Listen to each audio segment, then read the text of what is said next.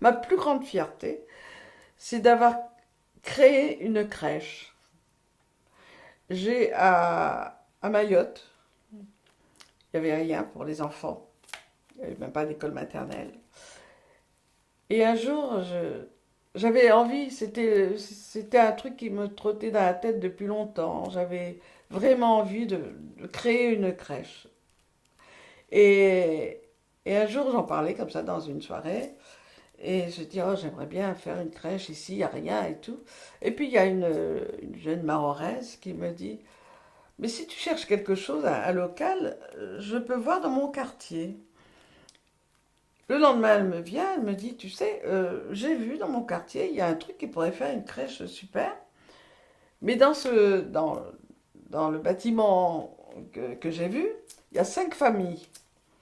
Et donc, il va falloir expulser ces 5 familles pour faire la crèche. Mais nous étions à Mayotte. Le lendemain, elle va voir le propriétaire de la maison qui lui dit, demain, tout le monde partit. Effectivement, tout le monde est parti. Mais c'était dans un sinistre état. Donc mon mari, qui était un grand bricoleur, il a pris ça en main et nous avons fait une superbe crèche où nous recevions les enfants de 3 mois à 3 ans. Et j'avais fait une crèche, ah oui, c'est ma grande fierté. J'avais fait une crèche et j'avais établi les tarifs suivant la possibilité de chaque famille. Et bon, j'avais des enfants qui ne payaient pas, mais ils étaient comme les autres, hein.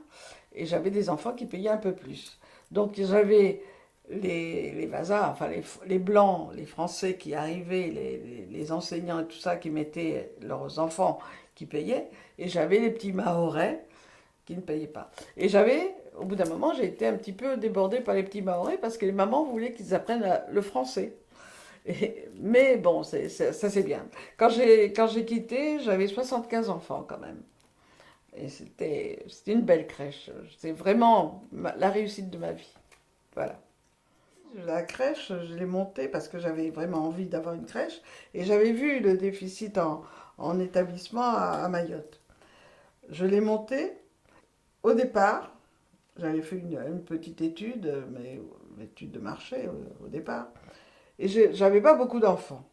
Donc c'était mon salaire qui payait les filles, mais je voulais qu'il y ait vraiment, vraiment, vraiment tout ce qu'il fallait dans cette crèche. C'est-à-dire que j'avais plus de personnel que d'enfants. Mais j'ai persévéré et j'ai continué à montrer aux gens que c'était une bonne crèche. Et les gens qui étaient là m'ont fait aussi, eux, ont fait le relais envers les autres gens. Les gens disaient, bon, je ne sais pas où mettre mon enfant. Ben, allez aux petits loups, les petits loups. Les petits loups, c'est bien. Les petits loups viennent d'ouvrir, les petits loups. Alors, du coup, c'est monté, c'est monté, c'est monté. C'est monté même au niveau. Par exemple, j'avais des bus d'enfants, de militaires, qui déposaient les enfants le matin devant la crèche. Tout doucement. Donc, après je me suis jamais enlevé un salaire, hein. Jamais. Mais c'était ma fierté. J'ai jamais, jamais pris d'argent sur la crèche. J'ai pris quand je l'ai vendu. J'ai vendu j'ai bien vendu. Mais sinon, moi j'avais mon salaire, j'avais pas besoin de prendre, hein. Mais je voulais que ce soit impeccable. Donc j'ai fait des trucs.